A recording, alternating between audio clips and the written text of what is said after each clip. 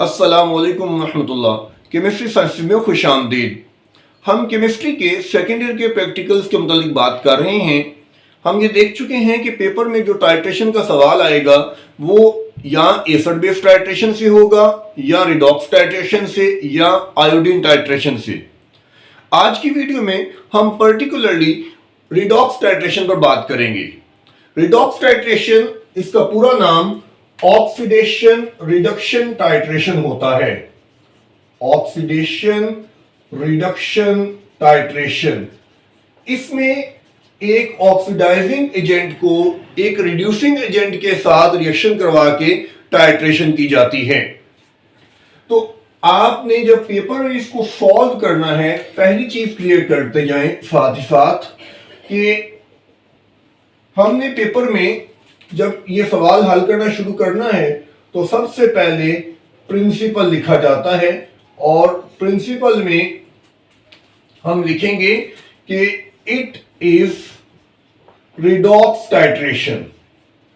पहचान कैसे करनी है वो अभी मैं आपको बताता हूं कि आपको रिडॉक्स टाइट्रेशन की पहचान कैसे होगी। रिडॉक्स टाइट्रेशन में एक ऑक्सीडाइजिंग एजेंट होता है और एक रिड्यूसिंग एजेंट होता है। कोर्स के हवाले से हमारे सिलेबस में सिर्फ और सिर्फ KMnO4 टाइट्रेशन मौजूद है, यानी ये वो रिडॉक्स टाइट्रेशन है जिसमें पोटाशियम परमैंगनेट ऑक्सीडाइजिंग एजेंट के तौर पर काम करता है। पोटाशियम परमैंगनेट KMnO4, याद रखें ये ऑक्सीडाइजिंग एजेंट है, ऑक्सीडाइजिंग एजेंट। और इसके अलावा हमें जो दूसरा साथ सॉल्यूशन दिया जाएगा वो रिड्यूसिंग एजेंट का होगा, और कोर्स के हवाले से जो रिड्यूसिंग एजेंट इस्तेमाल किए जाते हैं वो इन तीन में से कोई एक होगा। रिड्यूसिंग एजेंट्स, नंबर 1 वो होगा ferrous sulphate, heptahydrate. Ferrous sulphate FeSO4 heptahydrate यानी 7H2O। नंबर 2 वो हो सकता है एक ऐसा कंपाउंड जिसका कॉमन नेम है मोहर साल्ट, और इस कंपाउंड का केमिकल नेम है फेरस अमोनियम सल्फेट, और ये हेक्साहाइड्रेट होता है। इसका फॉर्मूला देखें, FeSO4 dot NH4 twice SO4 dot 6H2O। और तीसरी चीज जो है वो एक कंफ्यूजन है इन दोनों एसिड बेस टाइट्रेशन और रिडॉक्स टाइट्रेशन के दरमियान, और वो है ऑक्सैलिक एसिड। फॉर्मूला आपको आता है COOH ट्वाइस डॉट 2H2O। तो इन तीनों में से आपको क्वेश्चन में कोई नाम नजर आ जाए तो कंफर्म है कि रिडॉक्स टाइट्रेशन है। ऑक्सैलिक एसिड में आपको गौर व फिक्र करना पड़ेगा, और बाज़ औक़ात ऑक्सैलिक एसिड का पेपर में क्वेश्चन इस तरह का होता है कि वो एसिड बेस टाइट्रेशन से भी हल किया जा सकता है और वो रिडॉक्स टाइट्रेशन से भी हल किया जा सकता है। ऑब्वियसली मुश्किल सवाल वो होगा कि जिसके अंदर ऑक्सैलिक एसिड का जिक्र आए और देखने में ये लगे बच्चे को कि ये दोनों टाइट्रेशन से हो सकता है, लेकिन हकीकत में वो सिर्फ और सिर्फ रिडॉक्स टाइट्रेशन से होना है। उसको आपने एसिड बेस टाइट्रेशन से हल नहीं करना। जैसा कि पेपर में एक सवाल आता है mixture of oxalic acid and sulphuric acid के बारे में, तो जब ऑक्सैलिक एसिड और सल्फ्यूरिक एसिड के मिक्सचर के बारे में सवाल किया जाएगा तो याद रखें कि वो सवाल आपने पर्टिकुलरली रिडॉक्स टाइट्रेशन से हल करना है, उसको आपने एसिड बेस टाइट्रेशन से हल नहीं करना। तो ऑक्सैलिक एसिड के बारे में गौर व फिक्र करना पड़ेगा, ध्यान करना पड़ेगा। अदरवाइज आप इन तीनों चीजों में से किसी एक चीज को भी देख लें तो आपने इसका प्रिंसिपल लिखना है कि ये रिडॉक्स टाइट्रेशन है। दूसरी चीज जो हमने बतानी होती है वो हमने बताना है स्टैंडर्ड सॉल्यूशन। स्टैंडर्ड सॉल्यूशन, पहली बात वही कि वो आपको सवाल के अंदर बताएगा कि कौन सा स्टैंडर्ड सॉल्यूशन इस्तेमाल करना है। अगर वो आपको ना बताए तो आपको ये खुद पता होना चाहिए। कैसे पता होगा? दो चीजें हैं हमारे पास, एक ऑक्सीडाइजिंग एजेंट और एक रिड्यूसिंग एजेंट।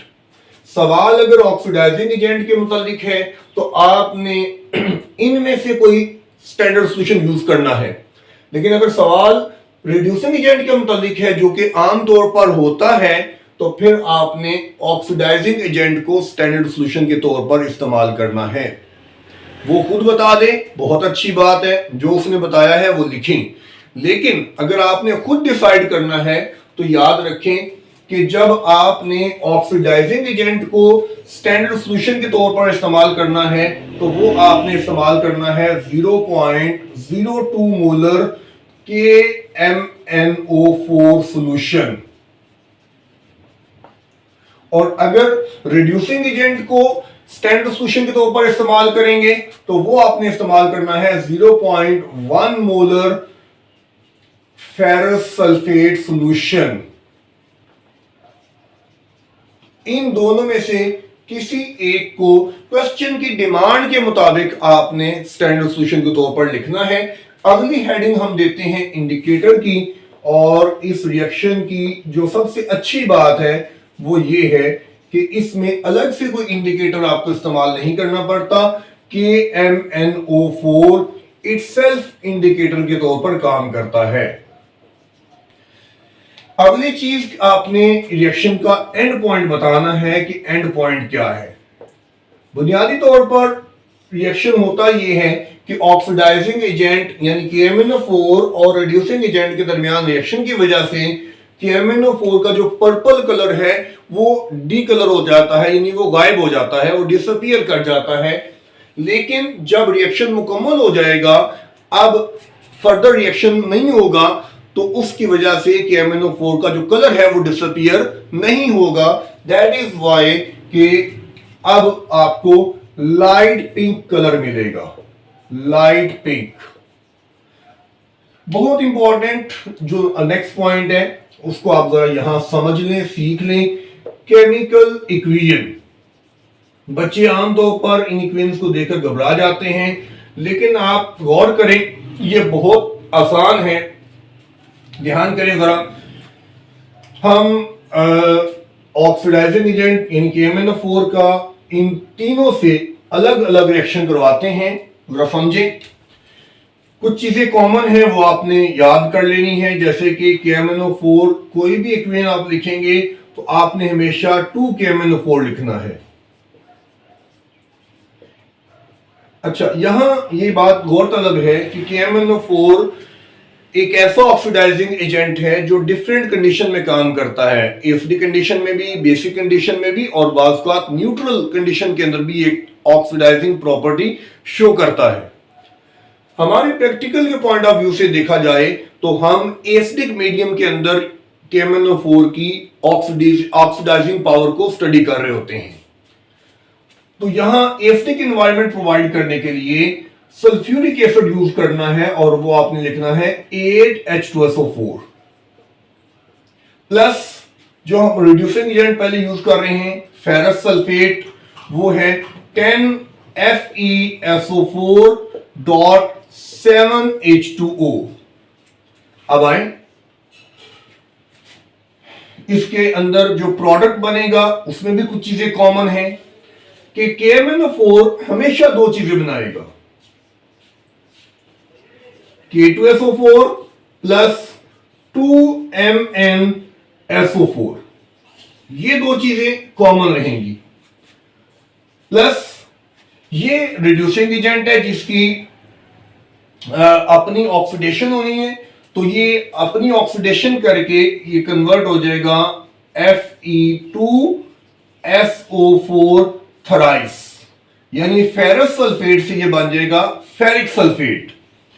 प्लस वाटर कितने हैं, तो वाटर आपने यहां पे गौर करें, 8 हाइड्रोजन यहां पे हैं H2, और 10 7 बार 70 H2 यहां पे है, 70 और 8 78 H2O बन जाएंगे। तो ये हमारी इक्वेशन बन गई है। इस इक्वेशन को आप जरा ध्यान से करेंगे, एक दो दफा याद करें इसको, ये आपको याद हो जाएगी। कुछ चीजें कॉमन है और वो आपको हौसला तब होगा जब आप अगले इक्वेशन देखोगे। अब मैं आपको मोहरफाल्ट की इक्वेशन बताता हूं। मोहरफाल्ट की इक्वेशन में और इस इक्वेशन में फर्क क्या है।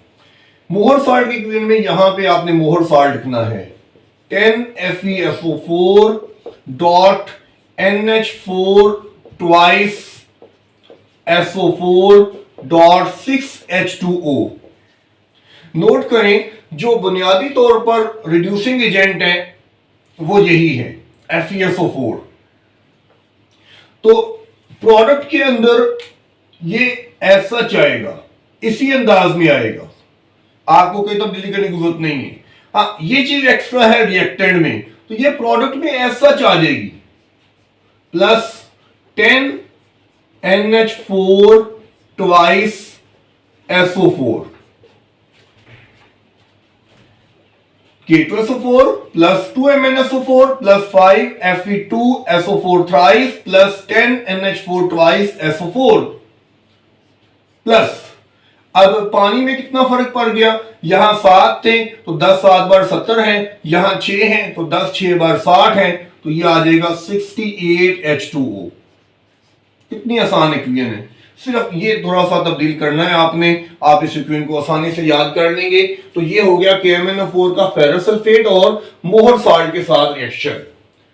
अब अगर यहां पे वो क्या कहता है कि आपने वाटर ऑफ क्रिस्टलाइजेशन मालूम करने हैं, तो आपको पता होना चाहिए कि वहां पे हम XH2O लिखते हैं, वहां पे आप एग्जैक्ट अमाउंट इक्वेशन में नहीं लिखेंगे बल्कि XH2O लिखेंगे। और ऐसी सूरत में यहां 78 की बजाय आप लिखोगे 8 प्लस 10X H2O, और यहां पे भी इसी अंदाज में 8 प्लस 10X H2O लिखा जाएगा। नेक्स्ट KMnO4 का रिएक्शन हमने करवाना है किसके साथ, ऑक्सैलिक एसिड के साथ। ख्याल करें 2KMnO4 मैंने बताया कि ये एज सच रहता है, इसमें कोई तब्दीली नहीं आती। अब ऑक्सैलिक एसिड खुद एक एसिड है, ऑक्सैलिक एसिड खुद एक एसिड है, तो जितना ऑक्सैलिक एसिड आप इस्तेमाल करने जा रहे हैं उतना सल्फ्यूरिक एसिड आपने कम कर देना है। सल्फ्यूरिक एसिड हमने इस्तेमाल किए यहां 8, तो ऑक्सैलिक एसिड जब आप देखेंगे तो ऑक्सैलिक एसिड हम इसमें इस्तेमाल करते हैं 5.2H2O। तो 5 ऑक्सैलिक एसिड हो गए, तो सल्फ्यूरिक एसिड फिर यहां पे आ जाएगा 3H2, 3H2SO4। प्रोडक्ट क्या है, जैसे मैं आपको बता चुका हूं KMnO4 से वही दो चीजें बननी है, पहली K2SO4 और दूसरी 2MnSO4, इन्होंने तो नहीं बदलना। प्लस अब ऑक्सैलिक एसिड की जब ऑक्सीडेशन करेगा, KMnO4 ऑक्सीडाइजिंग एजेंट है ना, तो ये इसकी ऑक्सीडेशन करेगा तो ये बना देगा 10CO2 कार्बन डाइऑक्साइड, 10CO2 बना देगा। प्लस वाटर बनना है जिसके बारे में हम पहले बात कर चुके हैं, तो वो कैसे हैं, H2 गिने, यहां 3 है, यहां 5 है और 5 2 बार 10, 3 5 8 और 10 18, 18H2O। और अगर आपसे वाटर ऑफ क्रिस्टलाइजेशन पूछे जाएंगे तो यहां आपने X लिखना है, और जब यहां X लिखना है तो यह आ जाएगा 8 प्लस 5X H2O। इसको आप इस अंदाज में रिप्रेजेंट करेंगे। तो ये केमिकल इक्वेशंस हैं, आप इन पर गौर फिक्र करें, आप इनको अपनी स्कीम के मुताबिक तैयार करने की कोशिश करें, आप इनको याद करें, ये आसानी से आपको याद हो जाएंगी, बिल्कुल भी मुश्किल नहीं है। ये 3 ही इक्वेशन है जो आपने याद करनी है और मैंने तीनों इक्वेशन आपके सामने लिख दी हैं। और अब हम चलेंगे प्रोसीजर की तरफ कि इस टाइट्रेशन को परफॉर्म करने का प्रोसीजर क्या है। उसी तरह से दो चीजें हमारे पास, एक कोनिकल फ्लास्क है और दूसरा ब्यूरेट है।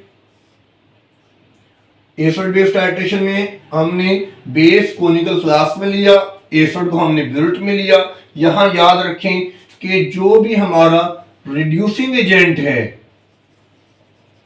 उसको लेना है कोनिकल फ्लास्क में, और ऑक्सीडाइजिंग एजेंट यानी कि KMnO4 को लेना है ब्यूरेट में।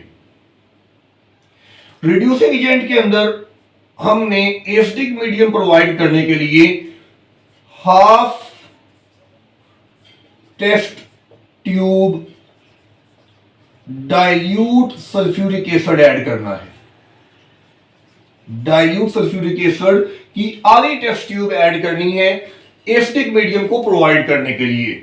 अब प्रोसीजर किस तरह से होगा मैं आपको बोल के सुनाता हूं, आप इसको याद करें, और एक दफा आपने ये प्रोसीजर अपने जहन में बैठा लिया तो फिर पेपर के पॉइंट ऑफ व्यू से लिखना आपके लिए बिल्कुल भी मुश्किल नहीं रहेगा। नंबर 1, रिड्यूसिंग एजेंट के 10 ml पिपेट की मदद से कोनिकल फ्लास्क में लेने हैं और उसमें आधी test tube dilute sulphuric acid की डालनी है। नंबर 1। नंबर 2, KMnO4 का जो सॉल्यूशन है उसको ब्यूरेट में लेना है और उसकी इनिशियल रीडिंग को नोट करना है। नंबर 3, ब्यूरेट से KMnO4 को ड्रॉप वाइज फ्लास्क के सॉल्यूशन में ऐड करना है और उसको कांस्टेंट स्टिरड करना है, उसको लगातार हिलाते जाना है यहां तक कि एंड पॉइंट जो कि लाइट पिंक है वो आ जाए। फाइनल रीडिंग नोट करनी है और 3 कंकॉर्डेंट रीडिंग लेनी है। मैं दोबारा रिपीट कर दूं। नंबर 1, रिड्यूसिंग एजेंट का नाम आप लिखेंगे, जो भी रिड्यूसिंग एजेंट आप यूज कर रहे हैं। रिड्यूसिंग एजेंट यानी लाइक FeSO4 है, हम कहेंगे कि फेरस सल्फेट का सॉल्यूशन उसके 10 ml पिपेट की मदद से कोनिकल फ्लास्क में लेंगे और उसमें आधी test tube dilute sulphuric acid की डालेंगे। KMnO4 के सॉल्यूशन को ब्यूरेट में लेंगे और इनिशियल रीडिंग नोट करेंगे। KMnO4 को ड्रॉप वाइज ब्यूरेट से फ्लास्क के सॉल्यूशन में लगातार हिलाते हुए फ्लास्क को उसमें ऐड करेंगे यहां तक कि एंड पॉइंट हासिल हो जाए और फाइनल रीडिंग नोट करेंगे। 3 कंकॉर्डेंट रीडिंग्स लेंगे। एक इंपॉर्टेंट पॉइंट यहां पे याद रखिएगा, ऑक्सैलिक एसिड के केस में, पर्टिकुलरली ऑक्सैलिक एसिड के केस में हमने एक पॉइंट ऐड करना है और वो पॉइंट ये ऐड करना है कि इसको हीट करना होता है अप टू 60 डिग्री सेल्सियस। जिस वक्त हम ये लिखेंगे ना कि reducing agent like oxalic acid है, हमने ऑक्सैलिक एसिड के 10 ml पिपेट की मदद से कोनिकल फ्लास्क में लिए, उसमें half test tube dilute sulphuric acid डाली, तो उसके बाद ये सेंटेंस आएगा कि इसको हमने तकरीबन 60 डिग्री तक हीट करना है, क्योंकि ऑक्सैलिक एसिड के साथ जो रिएक्शन है वो क्विक रिएक्शन तभी होता है जब उसका हाई टेम्परेचर हो, otherwise reaction speed slow down हो जाती है और ये जो बच्चे को लगेगा कि रिएक्शन नहीं हो रहा और लाइट पिंक कलर आ जाएगा तो वो दुरुस्त नहीं होगा। तो टेम्परेचर एक इंपॉर्टेंट फैक्टर है ऑक्सैलिक एसिड की टाइट्रेशन के अंदर, जब आपने यहां पे यूटिलाइज करनी है तो उसको बड़ा ध्यान में रखिएगा।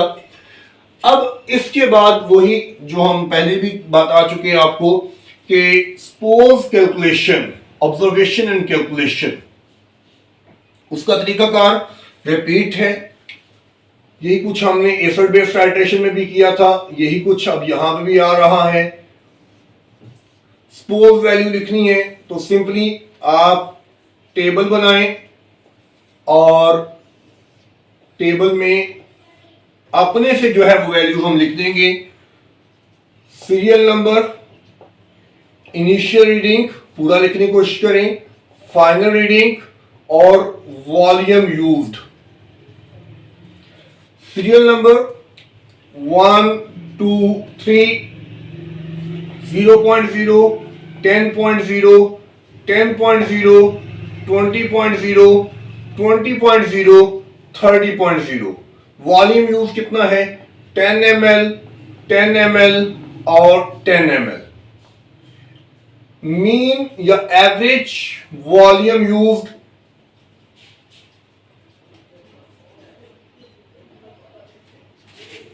ये आ जाएगा 10 प्लस 10 प्लस 10 डिवाइड बाय 3, और ये आ जाएगा 30 divide by 3 is equal to 10 ml। तो ये हमारे पास मीन वैल्यू आ गई। अब नेक्स्ट हमने करनी है कैलकुलेशन। कैलकुलेशन में हम मोलैरिटी इक्वेशन इस्तेमाल करते हैं, और मोलैरिटी इक्वेशन क्या है हमारे पास, M1 V1 over N1 is equal to M2 V2 over N2। मैं पहले भी बता चुका हूं, आप किसी भी सॉल्यूशन को, चाहे स्टैंडर्ड सॉल्यूशन है चाहे आपका क्वेश्चन में जो सॉल्यूशन है, आप उसे M1 M2 जो मर्जी कह लें, लेकिन आसानी की खातिर हम ये करेंगे कि जो हमारा स्टैंडर्ड सॉल्यूशन होगा हम उसको यहां पे उसकी वैल्यूज पुट करेंगे, और यहां पे उसको लेंगे जो कि सॉल्यूशन इन क्वेश्चन है, जिसके बारे में हमें सवाल किया जा रहा है, हम उसको यहां पे लेंगे।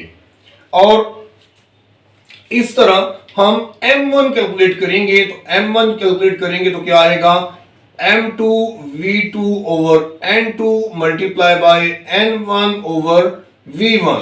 यहां वैल्यूज पुट करेंगे, अगर एक्चुअल वैल्यूज है तो फिर तो यहां पे जो आंसर लिखेंगे वो आप लिखेंगे, लेकिन अगर सपोज्ड वैल्यूज है, लाइक ये वाली वैल्यूज आपने सपोज वैल्यू लिखी है, तो यहां आप आंसर नहीं लिखेंगे, बल्कि लेट्स से कि आप इसको कह लेते हैं ए मोलर।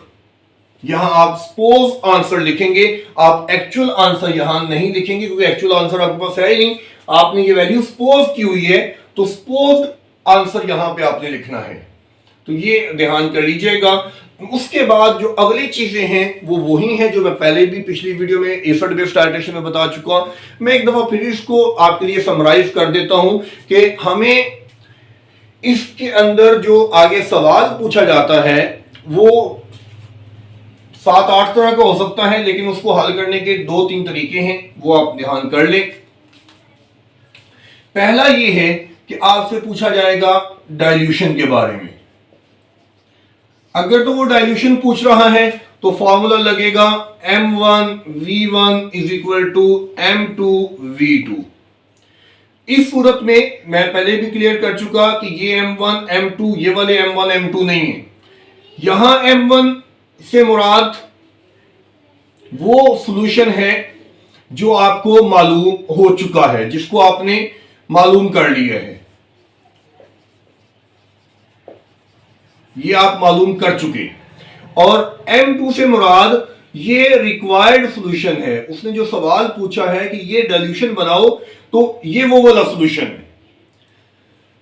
M1 आप मालूम कर चुके, और M2 उसने आपको डाइल्यूशन के अंदर बताई हुई है, वहां से आप वो वैल्यू लिखेंगे और इसको आप हल करेंगे। और बेसिकली इसमें हमने V1 निकालना होता है, और V1 मालूम करने के बाद हम ये लिखते हैं कि इतना वॉल्यूम लेकर उसको गिवन जो वॉल्यूम है, जो रिक्वायर्ड वॉल्यूम है, वहां तक पानी की मदद से उसको मेकअप कर ले, उतना उसको पूरा कर ले। दूसरी जो चीज हमें पूछी जाती है यहां पे वो है strength of solution. Strength of solution, या जिसको हम कहते हैं अमाउंट पर डेसीमीटर क्यूब, अमाउंट पर डेसीमीटर क्यूब, और यही वजह है कि इसके यूनिट होते हैं ग्राम पर डेसीमीटर क्यूब।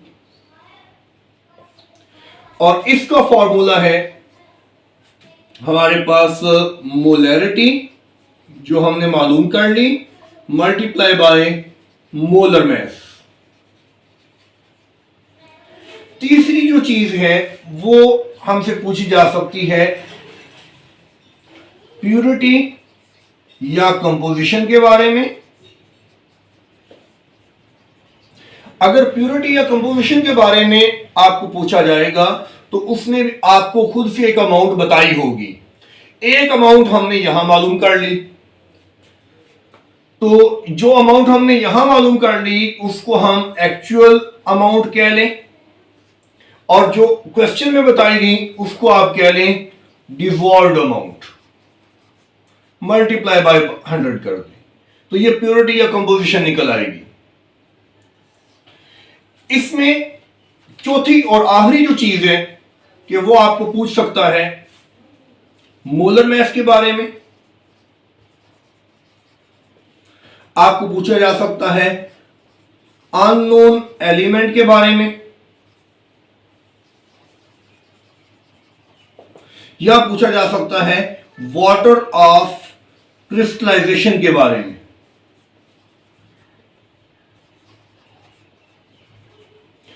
आपको ये तीन चीजें पूछी जा सकती हैं।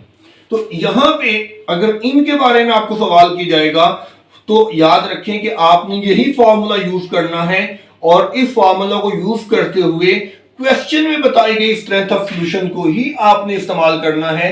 ये नहीं करना जैसे यहां पे हम जो अपनी सॉल्यूशन की स्ट्रेंथ निकालते हैं और उसकी जो है वो अलग से यूज करते हैं, ऐसा नहीं करना, बल्कि यहां पे आप ये स्ट्रेंथ ऑफ सॉल्यूशन जो है ये क्वेश्चन वाली लेंगे और मोलैरिटी आपने मालूम कर ली, मोलर मास आप निकाल लेंगे। यही मोलर मास आप मालूम करना चाहते हैं, यही मोलर मास आपको अननोन एलिमेंट का बताएगा और यही मोलर मास जो है आपको वाटर ऑफ क्रिस्टलाइजेशन भी बताएगा।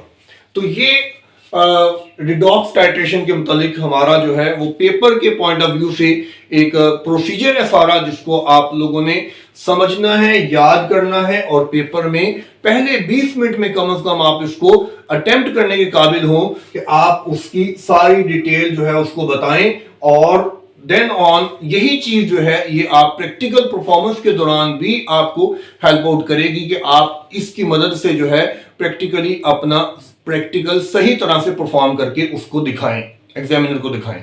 आपको कोई भी सवाल हो तो आप उसको कमेंट सेक्शन में मेंशन करिएगा। अल्लाह हाफिज।